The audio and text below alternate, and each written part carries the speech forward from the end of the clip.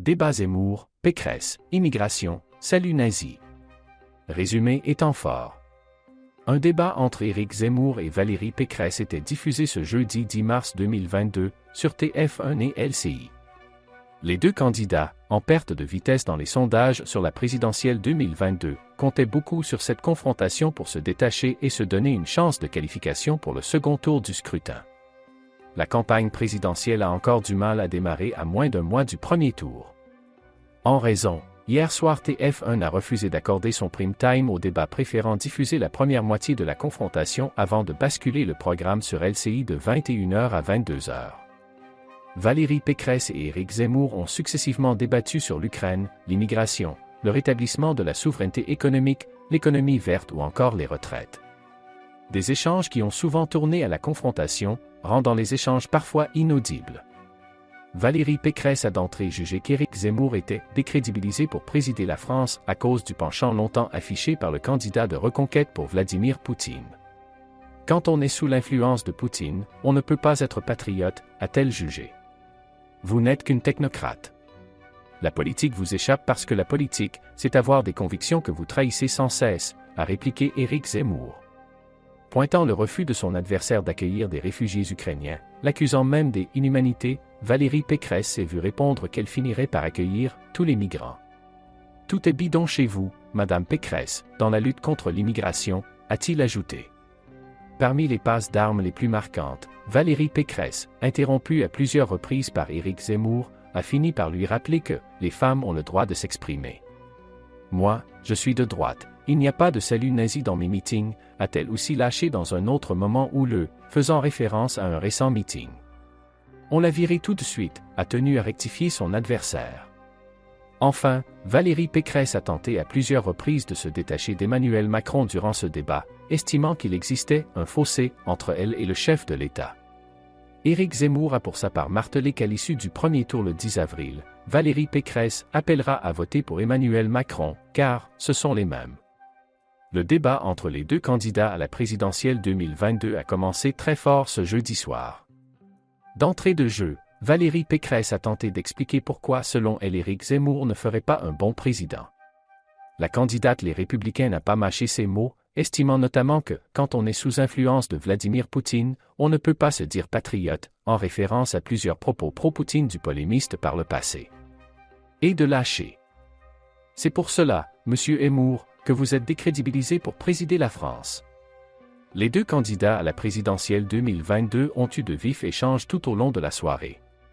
L'échange pendant lequel Valérie Pécresse a rappelé que des saluts nazis avaient été observés lors d'un meeting d'Éric Zemmour sera l'un des moments les plus virulents.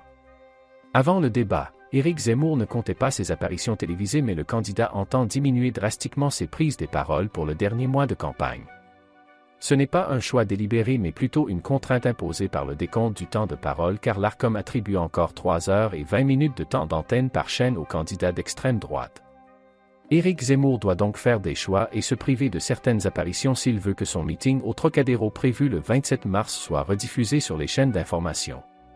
Si la prestation doit encore montrer ses effets dans les résultats des sondages, Valérie Pécresse s'assure au moins une revanche après son meeting, raté, du 13 février au Zénith de Paris.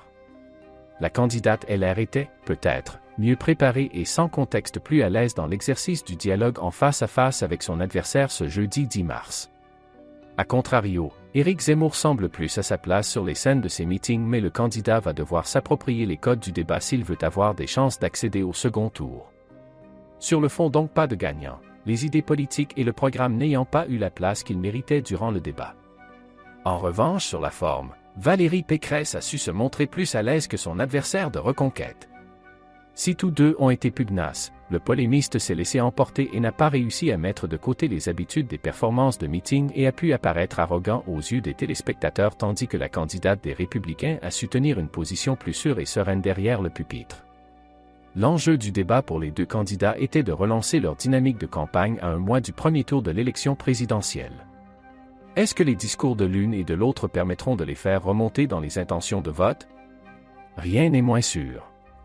L'hystérie du débat pourrait même desservir les deux prétendants et renforcer les positions d'Emmanuel Macron et Marine Le Pen données au second tour.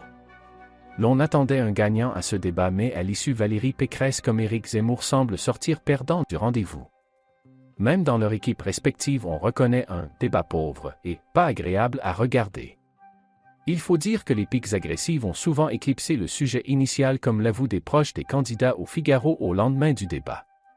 Un haut responsable du parti Reconquête est plus incisif et juge que, d'un point de vue citoyen, c'était un débat pauvre. Je pensais que l'un et l'autre auraient plus à cœur d'habiter la fonction. Éric Zemmour a préféré cette fois ses habits de polémiste. Une mauvaise stratégie puisque les incartades du milieu de débat ont nui aux deux candidats. Le règlement de compte ne profite à personne, selon un élu des Républicains. L'heure et demie de débat diffusée hier soir sur TF1 et LCI entre Valérie Pécresse et Éric Zemmour s'est transformée en pugilat et a souvent été inaudible.